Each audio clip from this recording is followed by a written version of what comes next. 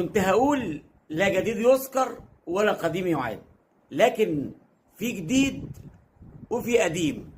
الجديد ان النادي الاهلي النهارده 8 ناشئين من ناشئين الاهلي النهارده، ال8 اثبتوا ان هم يستحقوا بالفعل ان هم يكونوا متواجدين مع الفريق الكبير. ال8 النهارده كابتن سامي قمصان وثق فيهم.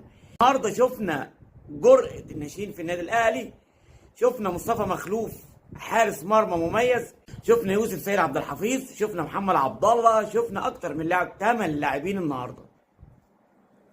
النتيجه النهارده كمان الجديد والقديم كهربا. كابتن سامي قمصان تاني هرجع واقول ادى ثقه لكهربا ان يرجع. كهربا اللي الكل عارف انبي فرقه تقيله، فرقه في الدوري الممتاز، لما